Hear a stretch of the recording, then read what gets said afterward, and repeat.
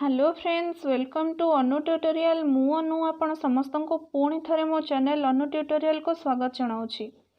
तेबे काली आमे माने गणतंत्र अर्थ पढ़ी एवं ता सहित जानिथिले जे आईन आगे समानता अर्थ समान अधिकार एवं समान आईन व्यवस्था एवं नेपोलियन का परवर्ती समय और पुनः प्रतिष्ठा परठारु उदारवादी गणतंत्रवाद निर्दिष्ट 3 प्रकार समानता विषय दाबी करथिला।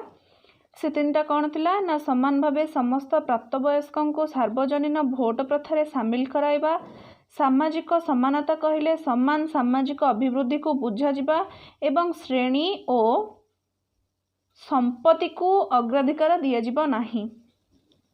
तेबे आमे ए पर्यंत काली पढ़ी। तेबे जदि आपण माने मो चैनल रे नुआ अछंती मो चैनल को सब्सक्राइब करिवे। ए भिडियोटी जदि आपण समस्त को पसंद आसला आपण सांग मान सहित शेयर करेंगे एवं मो भिडियोटी को लाइक करेंगे।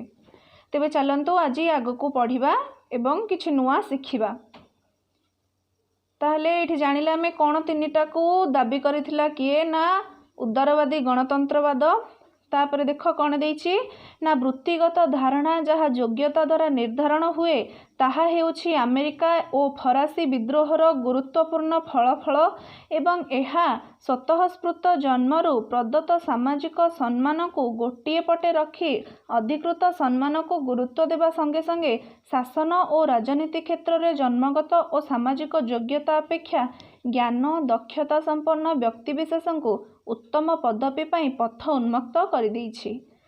आधुनिक जुगरे गणतंत्र हेउछि प्रतिनिधिमूलक अथवा परोक्ष प्रकृतिर कारण एथिरे जनसाधारण सेमानंको प्रार्थी को सांविधानिक प्रथा अनुଯାयी निर्दिष्ट समय देवा पाई निर्वाचित करिथांती एवं कौन करती ना प्रतिनिधि माने सेमानंक निर्वाचन मंडलीर दर्पण सदृश्य एवं जनसाधारण और सरकार मध्य सेमाने जोगसूत्र रूपे कार्य करिथांती।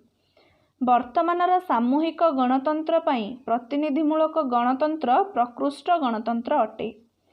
प्रतिनिधिमूलक गणतंत्र प्राथमिक भावे लॉकर लेखारे स्थान पाइथिला एवं एहार संपूर्ण अर्थ भोट प्रथा एवं गणतंत्रर आनुष्ठानिकरण द्वारा 19 शताब्दी रे उदारवादी दार्शनिक यथा बेंथाम जेम्स और जॉन स्टुआर्ट मिलकर लेखा मध्यरे प्रकाशित होइथिला। प्रतिनिधित्व प्रणाली यूरोपीय और इंडोनेशिया देशमानंकर प्रथम पदवी को देवा प्रतिनिधित्व पद्धति ठारू आरंभ करी आनुपातिक प्रतिनिधित्व जहाँ ब्रिटेन और भारत में प्रचलित पद्धति पर्यंत विस्तृत अटे। तापरे कौन ना प्रतिनिधित्व प्रणाली एक कार्यक्षम द्विदलीय अथवा बहुदलीय व्यवस्था जहाँ द्वारा अधिक सुरक्षित होई रही थाए। एहा दलीय व्यवस्था द्वारा गृहीत एथिरे थिबा बहु संख्यक प्रतिनिधित्व व्यवस्था पुरातन उदारवादी दर्शन ठारू आधुनिक उदारवादी दर्शन को पृथक करे, जहाँक मतरे एहा छोट दल अथवा केवल विभाजन को बुझाई थाए। भोट प्रथार प्रसार जनसाधारणक मध्यरे बढ़िबा सांगको राजनैतिक दलगुड़िकर गुरुत्व बढ़िबारे लागिछि। राजनैतिक दलगुड़िक जनसाधारण और राष्ट्र मध्य सरकार को विभिन्न निर्देश देवा क्षेत्र में मध्यस्थी रूपे कार्य करती और देश रूपक जहाज को चलाई थांती। तापरे कौन है ना सरकारी क्षेत्र में योगी प्रार्थी चयन पाई यह प्रतिनिधि रूपे कार्य करिथाए तथा गुड़ाए निर्दिष्ट दाबी को अधिक परिचालनापूर्ण ग्रहणयोग्य प्रस्ताव रूपे परिवर्तित करने दिगरे मध्य स्वार्थ एकत्रीकरण अभिकर्त रूपे कार्य करिथाए। यह विभिन्न दाबी मध्यरु केउ माध्यम व्यक्ति जीवा उचित ताहा स्थिर मध्य करिथाए। आ कौन थिला ना पुरातन गणतंत्र नागरिक मानकर अंशग्रहण सहित प्रत्यक्ष अथवा अंशग्रहण मूलक थिला, जेउथरे नागरिक माने बिना मध्यस्थी रे निरवच्छिन्न भावरे सीधासलख सरकारी कार्य अंशग्रहण करुथिले। प्रत्यक्ष गणतंत्र राष्ट्र और नागरिक समाज मध्य कौनसी पार्थक्य सृष्टि करे नाही। एहार आधुनिक परिभाषा अंशग्रहण भित्तिक गणतंत्र ठारू किंचित परिवर्तनशील, जेउथरे अंशग्रहणर अर्थ निहाती भावे निष्पत्ति ग्रहण करे अंशग्रहण क्षमता को बुझाए नाही। गणभोट बा राजनैतिक प्रसंग रे जनमत परि कौशल द्वारा प्रत्यक्ष भावे राजनैतिक क्षेत्र में जनसाधारण मत संग्रह करा जाई थाए। स्विट्जरलैंड 16 शताब्दी ठारू एही पद्धति अवलंबन करुछि। किए ना स्विट्जरलैंड 16 शताब्दी ठारू एही पद्धति अवलंबन करिथिला। तापरे कौन देख आम पढ़ा गणतंत्र प्रकार भेद। आम गणतंत्र अर्थ कौन जानिले तापरे देख ये कौन ना गणतंत्र प्रकार भेद। आधुनिक अंशग्रहण भित्तिक गणतंत्र उदारवाद गणतंत्र आरंभ होइथिला। आधुनिक अंशग्रहण भित्तिक गणतंत्र क्यों गणतंत्र आरंभ होइथिला? उदारवाद गणतंत्र आरंभ होइथिला। ऐतिहासिक दृष्टि प्रभुत्ववाद विनाश द्वारा उदारवादी राष्ट्र प्रतिष्ठित होइथिला, जहाँ सप्तदश शताब्दी निर्दिष्ट अंचल हिंसात्मक कार्यर नियंत्रण अणव्यक्ति संपन्न आईनतः संगठित संगठन इत्यादि उपादान सहित धर्म निरपेक्ष और जातीय क्षमता व्यवस्था प्रतिष्ठा पाई पथ परिष्कार कर देइथिला। तापर कहला ना प्रभुत्ववाद ठारू आधुनिक राष्ट्र पद्धति पर्यंत जेउथरे सरकार तार आईनतः क्षमता लोकमानंकर सहमति क्रमे प्राप्त हैला, मुख्यतः दुईटी विप्लव यथा इंग्लैंडर एवं फरासी विप्लव अणा जाइथिला। से जो इंग्लैंड जो विप्लव होइथिला सेटा केते मसरे होइथिला ना 1640 रु 1688 मसीहा मध्य होइथिला एवं फरासी जो होइथिला सेटा 1799 मसीहा होइथिला। तापर देख उदारवादी गणतंत्र हैला। उदारवादी गणतंत्र दुईटी परस्पर निर्भरशील विचार उपरे पर्यवेसित। एहार उदारवादी विचार राजनैतिक क्षमता को सीमित करुथुवा बेले गणतांत्रिक विचार जनसाधारण शासन अंशग्रहण और प्रतिनिधित्व अनुष्ठान को बुझाई थाए। एटी कहला ना उदारवादी गणतंत्र दुईटी परस्पर निर्भरशील विचार उपरे पर्यवेसित। से जो दुईटा जाक विचार थिला कौन थिला? फर्स्ट ना उदारवादी विचार राजनैतिक क्षमता को सीमित करुथुवा बेले गणतांत्रिक विचार जनसाधारण शासन अंशग्रहण और प्रतिनिधित्व को बुझाई थाए। ताले एटी देख सार्टोरी कौन मत देइचंती। सार्टोरी मतरे उदारवाद जनसाधारण को स्वाधीनता प्रदान एवं गणतंत्र जनसाधारण को क्षमताशाली करने पाई गणसुरक्षा अर्थात जनसाधारण को स्वेच्छाचारी शासन सुरक्षा एवं गण क्षमता अर्थ जनप्रिय शासन प्रवर्तन को बुझाए हैला। तापर देख उदारवादी राष्ट्र गणतांत्रिक राष्ट्र रूपे परिवर्तन हेबा पूर्वरु सांविधानिक और सीमित राष्ट्र रूपे आरंभ होइथिला। तापरे कहार मत आसला ना फुकुयामांक मत। देख फुकुयामा कौन कहिथिले तांको मत देख औपचारिकता दृष्टि परवर्ती वैप्लविक ईरान परी एहा बिना उदारवादी गणतांत्रिक राष्ट्र थिला हैला। उदारवादी गणतंत्र एहार विवर्तनवाद समय सुरक्षामूलक गणतंत्र ठारू उन्नतिमूलक गणतांत्रिक धारणा को उन्नति होइथिला। तापरे लॉक का मतरे कौन देख एठी लॉक कौन कहिसंती देख ना सीमित राष्ट्र सरकार गठन रे प्रत्यक्ष अभिसंधिष्ठु सहमति व्यवस्थापिकार प्रभुत्व सरकार स्वाधीनता अपेक्षा व्यक्ति अधिकार प्राथमिकता एवं संख्या गरिष्ठतार शासन इत्यादि धारणा उपर उदारवादी राष्ट्र पर्यवेसित हैला। तो देखिल ये कौन ना लॉक कौन मत देथिले देखिल। तापरे मॉन्टेस्क्यू लॉकंकर क्षमता मॉन्टेस्क्यू आउ लॉकंकर क्षमता पृथकीकरण विषय रे विस्तृत भावे वर्णना करिसेंती एवं एहाको केंद्रीभूत प्रभुत्व ह्रास और गुणवत्ता सरकार नियंत्रण और संतुलन क्षेत्र रे एक आनुष्ठानिक दरकारी व्यवस्था बोली कहिसेंती। तापरे कौन 1789 मसीह अमेरिका संविधान हेउची प्रथम उदारवादी संविधान जहाँ साधारणतंत्र प्रतिनिधिमूलक अनुष्ठान रूपे परिचित होइथिला। एटी जानिल कौन ना अमेरिकार संविधान हेउची प्रथम उदारवादी संविधान। केउठार संविधान प्रथम उदारवादी संविधान? अमेरिकार। तो सेटा केते मसीह हेला ना 1789 मसीह होइथिला। 1789 मसीह प्रतिनिधिमूलक अनुष्ठान रूपे प्रतिष्ठित होइथिला। प्राचीन उदारवादी दर्शन कालक्रमे गणतांत्रिक अंशग्रहण द्वारा निजर सत्ता हराइला एवं भोट प्रथार बहुल व्यवहार द्वारा प्रतिनिधित्व राजनैतिक दल मानकर प्रतिष्ठा वृद्धि आग्रही गोष्ठी मानकर आविर्भाव द्वारा उदारवादी गणतांत्रिक राष्ट्र गठन पाई पथ परिष्कार होईगला। तापर कौन 19 शताब्दीर प्रथमार्ध पर्यंत व्यक्ति स्वाधीनता कहले धनीशाली पुरुष मानकर भोट प्रथा एवं उच्च वर्ग तथा पितृ प्राधान्य अंशग्रहण को बुझाउथला। पूर्वरु केवल ଶତକଡ଼ା 6% ବ୍ୟକ୍ତି ଭୋଟ ଦେବା ଅଧିକାର ପ୍ରାପ୍ତ ହୋଇଥିଲେ ଓ ବ୍ରିଟେନରେ 1832 ସଂସ୍କାର ଆଇନ ଗଣତନ୍ତ୍ରର ତାତ୍ତ୍ୱିକ ଓ ବାସ୍ତବ ଅଭ୍ୟାସ ମଧ୍ୟରେ ବିରାଟ ପାର୍ଥକ୍ୟ ଆଣି ଦେଇଥିଲା। ତାପରେ ଇଂରେଜ ଉପଯୋଗିତାବାଦୀ ବେନ୍ଥାମ ଓ ଜେମ୍ସ ମିଲ୍ ଏହି କ୍ଷେତ୍ରରେ ଗୁରୁତ୍ୱପୂର୍ଣ୍ଣ ଭୂମିକା ଗ୍ରହଣ କରିଥିଲେ। କିଏ ନା ବେନ୍ଥାମ ଆଉ ଜେମ୍ସ ମିଲ୍। ତାପରେ ଦେଖ କ'ଣ ନା ଭୋଟ ଏଇ ଯେଉଁ ଗ୍ରହଣ କରିଥିଲେ ସେମାନେ ଜଣ ଭୂମିକା କିଏ ନା ବେନ୍ଥାମ ଆଉ ଜେମ୍ସ ମିଲ୍। ଏବଂ ଭୋଟ ପ୍ରଥାକୁ ସାର୍ବଜନୀନ କରିବା ଦ୍ୱାରା ସରକାରଙ୍କୁ ଉତ୍ତରଦାୟୀ ଓ କମ୍ ମନମୁଖୀ କରାଯାଇପାରିବ ବୋଲି ମଧ୍ୟ କହିଥିଲେ। ତାପରେ ବେନ୍ଥାମ ନିର୍ଦ୍ଦିଷ୍ଟ ଭାବରେ କହିଥିଲେ ଯେ ଉତ୍ତମ ସରକାର କେବଳ ଗଣତାନ୍ତ୍ରିକ ଆରୋହଣ ଅର୍ଥାତ୍ ଜନସାଧାରଣଙ୍କୁ ସେମାନଙ୍କର ଶାସନକୁ ଚୟନ ଅଥବା ବହିଷ୍କାର କରିବାର କ୍ଷମତା ପ୍ରଦାନ କରାଯିବା ଉଚିତ। କିଏ କହିଥିଲେ ଏ କଥା ନା ବେନ୍ଥାମ କହିଥିଲେ। ଏଇଠି ବେନ୍ଥାମ କହିଲେ କ'ଣ ନା ସରକାର କେବଳ ଗଣତାନ୍ତ୍ରିକ ଆହରଣ ଅର୍ଥାତ୍ ଜନସାଧାରଣଙ୍କୁ କେବଳ ସେମାନଙ୍କ ଶାସନ ଚୟନ ଅଥବା ବହିଷ୍କାର କରିବାର କ୍ଷମତା ପ୍ରଦାନ କରିବା ଉଚିତ।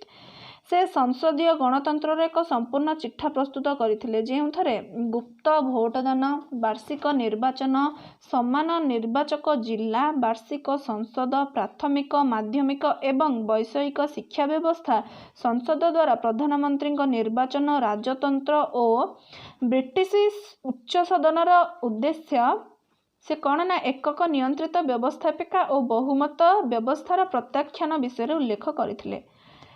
ଉପଯୋଗିତାବାଦୀମାନେ ଜନପ୍ରତିନିଧିକୁ ସୁରକ୍ଷା ଦେଉଥିଲେ। ପ୍ରତ୍ୟେକ ବ୍ୟକ୍ତିର ପ୍ରତିନିଧିତ୍ୱ ରହିଛି, ତେଣୁ ସମସ୍ତଙ୍କର ଭୋଟ ଦେବାର ଅଧିକାର ରହିବା ଉଚିତ। ବେନ୍ଥାମ ମହିଳାମାନଙ୍କର ଭୋଟ ଦେବା ଅଧିକାରକୁ ସ୍ୱୀକୃତି ଦେଇଥିଲେ। କିଏ ଦେଇଥିଲେ ନା ବେନ୍ଥାମ ଏଠି ମହିଳାମାନଙ୍କ ଭୋଟ ଦେବା ପଦ୍ଧତିକୁ ସ୍ୱୀକୃତି ପ୍ରଦାନ କଲେ। ମଧ୍ୟ ପରବର୍ତ୍ତୀ ସମୟରେ ଏହାକୁ ଦୃଢ଼ ଭାବେ ବିରୋଧ ମଧ୍ୟ କରିଥିଲେ। ପ୍ରଥମତଃ ସେ ସ୍ୱୀକୃତି ଦେଇଥିଲେ ଏବଂ ପରେ ସେ ବିରୋଧ କରିଥିଲେ, କାରଣ ଏହାକୁ ଆଧାର କରି ଭୋଟ ଦେବା ଅଧିକାରକୁ ସେ ବିପଦ ଆଡ଼କୁ ଠେଲି ଦେବାକୁ ଚାହୁଁନଥିଲେ। ତାପରେ କ'ଣ ଦେଖ ଜେମ୍ସ ମିଲ୍ ପ୍ରତିନିଧିମୂଳକ ସରକାରକୁ ଏକ ଉତ୍ତମ ବ୍ୟବସ୍ଥା ବୋଲି କହିଥିଲେ। ଜେମ୍ସ ମିଲ୍ କାହାକୁ କହିଥିଲେ? ପ୍ରତିନିଧିମୂଳକ ସରକାରକୁ ଏକ ଉତ୍ତମ ବ୍ୟବସ୍ଥା କହିଥିଲେ। ତାହେଲେ ଜନ୍ ଷ୍ଟୁଆର୍ଟ ମିଲ୍ କ'ଣ କହିଲେ? ଜନ୍ ଷ୍ଟୁଆର୍ଟ ମିଲ୍ ଟେକ୍ୟୁଭେଲିଙ୍କ ସଂକେତ ଅନୁସାରେ ସଂଖ୍ୟାଲଘୁମାନଙ୍କର ଅଧିକାରର ସୁରକ୍ଷା ଏବଂ ଆଇନତଃ ନିର୍ବାଚିତ ସଂଖ୍ୟାଗରିଷ୍ଠମାନଙ୍କର କ୍ଷମତାକୁ ସୀମିତ କରିବାର ଆବଶ୍ୟକତା ଉପରେ ଗୁରୁତ୍ୱ ଦେଇଥିଲେ। ମିଲ୍ ପ୍ରତିନିଧିମୂଳକ ଗଣତନ୍ତ୍ରକୁ ସୁରକ୍ଷା ଦେଇଥିଲେ, କିନ୍ତୁ ଏହା କେବଳ ଛୋଟ ଏବଂ ସ୍ୱଜାତୀୟ ରାଷ୍ଟ୍ରମାନଙ୍କରେ ସଠିକ୍ ଭାବେ କାର୍ଯ୍ୟ କରିବ ବୋଲି କହୁଥିଲେ। ତାପରେ ଜେମ୍ସ ମିଲ୍ଙ୍କ ପରବର୍ତ୍ତୀ ଉଦାରବାଦୀମାନେ ଯଥା ଗ୍ରୀନ୍ ଉଦାରବାଦୀ ତତ୍ତ୍ୱକୁ ସଂଶୋଧିତ କରି କହିଥିଲେ ଯେ ବ୍ୟକ୍ତିଗତ ଲାଭ ଅପେକ୍ଷା ସାଧାରଣ ଉନ୍ନତି ଓ ଆସ୍ତିସୂଚକ ସ୍ୱତନ୍ତ୍ରତାର ରାଷ୍ଟ୍ର ପ୍ରଦାନ କର୍ତ୍ତବ୍ୟ ହେବା ଉଚିତ ଏବଂ ସମସ୍ତଙ୍କର ଉନ୍ନତି ପାଇଁ ବ୍ୟକ୍ତିଗତ ଲାଭକୁ ଏଡ଼େଇ ଦିଆଯିବା ଦରକାର ଏବଂ ଏହା ଉଦାରବାଦୀ ସମାଜର ଏକ ଆବଶ୍ୟକୀୟ ସର୍ତ୍ତ ଅଟେ। ତାପରେ କିନ୍ସଙ୍କ ମତ ଦେଖ, ଏଠି କିନ୍ସ କ'ଣ ମତାମତ ଦେଇଥିଲେ ନା ପୂର୍ଣ୍ଣ କର୍ମ ନିଯୁକ୍ତି ବାଣିଜ୍ୟ ଚକ୍ରର ନିମନ୍ତ୍ରଣ ପାଇଁ ରାଷ୍ଟ୍ରର ହସ୍ତକ୍ଷେପ ଅବସମ୍ଭାବୀ। ତ ଏଠି କ'ଣ କହିଲେ କିନ୍ସ ନା ପୂର୍ଣ୍ଣ ନିଯୁକ୍ତି ଓ ବାଣିଜ୍ୟ ଚକ୍ରର ନିୟନ୍ତ୍ରଣ ପାଇଁ ରାଷ୍ଟ୍ରର ହସ୍ତକ୍ଷେପ ଅବସମ୍ଭାବୀ ଅଟେ। ତାପରେ 1930 ମସିହାରେ ଆମେରିକାରେ ଗ୍ରହଣ କରାଯାଇଥିବା କିନ୍ସଙ୍କର ଏହି ତତ୍ତ୍ୱ ନ୍ୟୁ ଡିଲ୍ରେ ପ୍ରଥମେ ପ୍ରତିଫଳିତ ହୋଇଥିଲା ଏବଂ ତାପରେ 1942ରେ ବ୍ରିଟେନରେ ବେଭେରିଜ୍ ରିପୋର୍ଟ ଏହା ପ୍ରକାଶ ପାଇଥିଲା। ଏଠି ତାହେଲେ ଦେଖ କ'ଣ ନା 1930 ମସିହାରେ ଆମେରିକାରେ ଗ୍ରହଣ କରାଯାଇଥିବା କିନ୍ସଙ୍କର ଏହି ତତ୍ତ୍ୱ ପ୍ରଥମେ କେଉଁଠି ହେଲା ନା ଫାଷ୍ଟ ହେଇଥିଲା ନ୍ୟୁ ଡିଲ୍ରେ। କେଉଁଠି ନା ନ୍ୟୁ ଡିଲ୍ରେ, ଫାଷ୍ଟ ନ୍ୟୁ ଡିଲ୍ରେ ହେଲା, ତାପରେ କେଉଁଠି ହେଲା ନା ସେକେଣ୍ଡରେ ହେଇଥିଲା ବ୍ରିଟେନରେ। ସେକେଣ୍ଡରେ କେଉଁଠି ନା ବ୍ରିଟେନର କେଉଁଠି ହେଇଥିଲା ନା ବ୍ରିଟେନର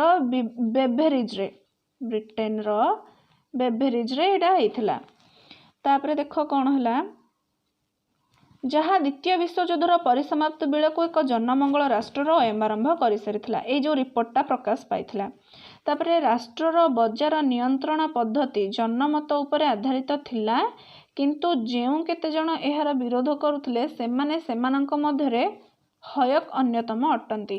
तापरे पुरातन उदारवादी गणतांत्रिक मतवाद मार्क्सवादी और संभ्रांतवादी मानक द्वारा समालोचित होइछि। संभ्रांतवादी सर्वोत्कृष्ट गोष्ठीवादी मानकर मतरे प्रत्येक समाज रे जनसाधारण अपेक्षा संभ्रांत मानकर शासन रहिछि। एहार दृढ़ता विभिन्न ज्ञानी मानक पई भिन्न भिन्न पेरिटोंक पई मनस्तात्विक कारण, मस्का और मिचेलଙ୍କ ପାଇଁ सांगठनिक सामर्थ्य, बर्नहमଙ୍କ ପାଇଁ वैषयिक दक्षता एवं स्यूमटरଙ୍କର ଯେଉଁ गणतंत्र थिला ଓ संभ्रांतवाद को एकाठी रखिबा को चेष्टा को सूचित करिथांती। से कहिथिले जे पुरातन तत्व अवसंभव भावे उच्च पाह्या सृष्टि करिछि, जेउथरे जनसाधारणक इच्छा को समजातीय बोली परिगणित करा जाइछि। किंतु प्रत्येक समाज बहु प्रकार विवादीय इच्छा द्वारा परिपुष्ट अटे। अन्य एक कल्पना हेउछि एहा एक उच्च धरणर तर्क संगत विषय उपर आधारित। तापरे स्यूमटरଙ୍କର गणतांत्रिक संज्ञा कौन देख ये स्यूमटर कौन कहिछंती जे एहा एक राजनैतिक पद्धति जेउथरे राजनैतिक व्यवस्थापिका शासनगत निष्पत्ति निया जाए। तापरे गणतंत्र शासन क्षेत्रर नियोजित सर्वोत्कृष्ट बा संभ्रांत श्रेणी व्यक्ति विशेषଙ୍କ ମଧ୍ୟରେ एक प्रतियोगिता एवं यह राजनैतिक व्यवहार और बजार व्यवहार ମଧ୍ୟରେ एक सादृश्य स्थिति स्थापन करे। बहुलवादी माने विभिन्नता को ग्रहण करुवा बेले आधुनिक उदारवादी राष्ट्र जे कौनसी निर्दिष्ट दल श्रेणी बा संगठनर प्रमुखता पाई बहु जटिल अटे बोली मतव्यक्त से करिसेंती। तापर एटी कौन देख ना राजनीति होचे विभिन्न समस्या समाधान एक क्षेत्र जो समस्या गुड़िक विभिन्न दल द्वारा प्रमुख सामाजिक आग्रह को नहीं सृष्टि होता है। डालଙ୍କ मतरे बहुल गणतंत्र बा बहुशासित गणतंत्र संख्यागरिष्ठतार सार्वभौमत्व स्थापन करिपारे नाही, बरं बहु संख्यक संख्यालघु विरोधी शासनर सूत्रपात करिथाए। ठीक अच्छे। तापरे कौन देला ना संख्यागरिष्ठता मानकर स्वेच्छाचारिता जहाँ मिडनस आउ मिल एवं टेक्यूभेलीଙ୍କ द्वारा व्यक्त होइथिला ताको खंडन करी कहा जाइछि।